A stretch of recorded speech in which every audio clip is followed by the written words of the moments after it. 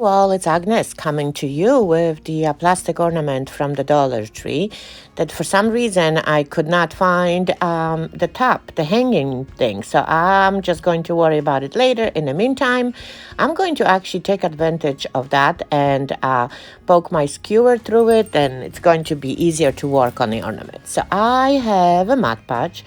I'm going to smear it all around, and just because I was just working with sassies in the napkin club, I do have plies on the side. So instead of putting them on the side, why don't we put them to use? So I'm going to just simply cover my ornament with the napkin plies.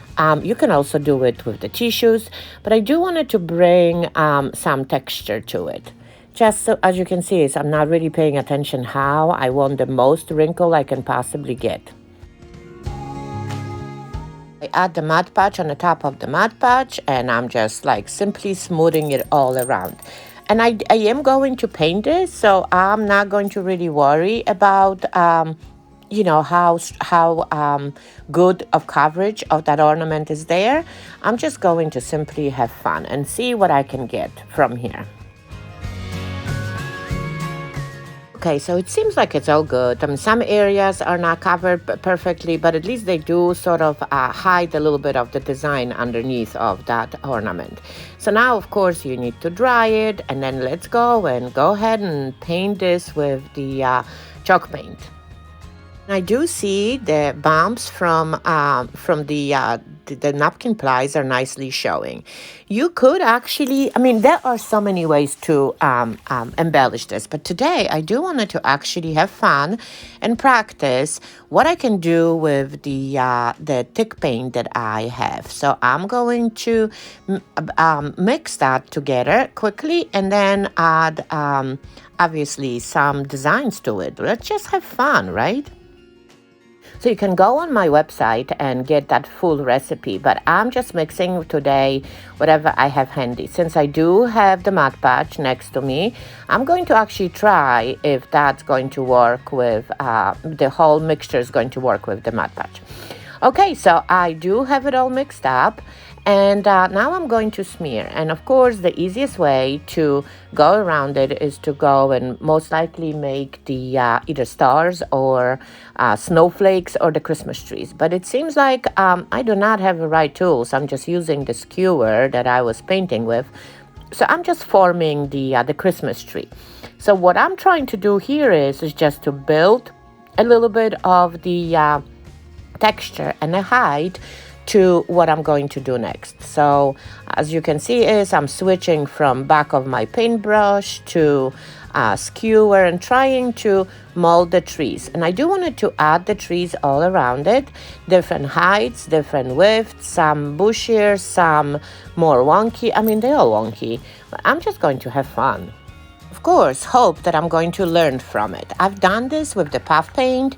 I've done it with those ornaments with so many other mediums, but you know what? I've never tried the ornaments, painting the ornaments with them. So, you know what? This is just, maybe it's going to be a disaster. So as you can see my mixture dried, and I've actually helped with the heat gun. And now I just took my glue gun and I'm going to outline and build even more dimension to the little, trees that we've been creating there. So see, I'm just going over and over. And the trick with the hot glue is that you again doing the same thing, you adding the layers. So you do not want it to create the whole tree right with one layer of the hot glue. You just have to let the first layer of the hot glue dry and then go back to the same tree and keep on adding the layers. That's what it's going to look more interesting.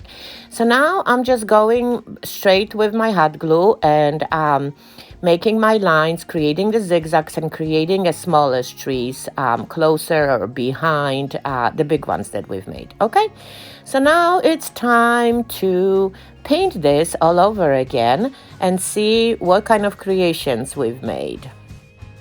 I actually do like what I see right now, little by little, and look at me adding more trees and more trees. And now I decided that I actually do need to get them some kind of a ground. So I'm just going to add a little bit of the line around my ornament and pretend that this is like the bottom, the ground. So now look what happens when you add the chalk paint again, or you can add the acrylic. All of a sudden, you do see some branches forming. You see, I have at least 2 layers of hot glue and one big layer of that texture paint that I've done before. I absolutely love it. Look how nice it is. I mean, I could have actually, I'm thinking to leave it white and just worry about the surrounds, that means the skies, and paint it all different colors. But you know me, I'm all plain Jane. So I'm going to most likely just sprinkle a little bit of the gold. And even my skinny trees made only straight from the hot glue look pretty awesome. Love it, love it, love it. Okay, so I'm bringing my champagne gold that I have left over, and I'm just going to smear a little bit. It does have a huge sheen, but it does not have much of a gold in it. I mean, obviously you could see it, but it's very how do you call this, pale. Looking at it, I could have actually used the wax and just go over those trees to highlight the little layers that we've been adding. But I absolutely love it. It is a wonky forest of mine, but it's a learning process. Remember, this is for something for us for you, and or at least for me, to get inspired to create more. And I've absolutely loved what I see. Okay, so now, get away the gold from me, because I'm going to be sprinkling it all around. So now, of course, as I'm looking at it, we need to bring some more of a sheen. Look how pretty this looks. So I found a different topper from a different ornament. So for now, I borrowed it, and I'm going to worry about this one later. So now I'm going over with Mod Podge over my trees all over again, because if you guess what I'm going to be doing, yes, I decided to actually add the diamond dust right to those trees to even make them more sparkly versus adding the diamond dust to a background. Make sure that the Mod Podge is everywhere. Okay, diamond dust time. So now I'm sprinkling it all around, hoping that it's going. Look at that sheen. Yay, love it. Love every single bit of it. Look how pretty that looks. Now it just, I'm thinking now, do I go ahead and add some kind of a background to it or leave it flat? But you know what? I think I may need to just try it. And of course, if it doesn't work, it doesn't work. So I'm using my Duraclear. This is the varnish that brings a sheen to it. And I'm going to see if I do like it. But you could actually use also the Mod Podge, depending on what finish, matte, satin, or the gloss. But I'm using the gloss, and we will see if I'm going to like the those little imperfections are accented with the high gloss. I mean, it does look pretty good. Hopefully, it's going to dry out and look even better. So now I have my simple bow.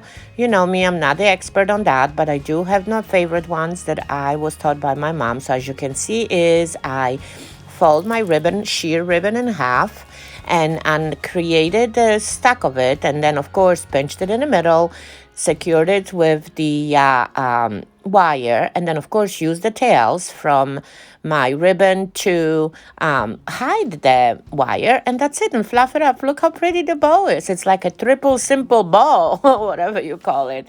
That was easy.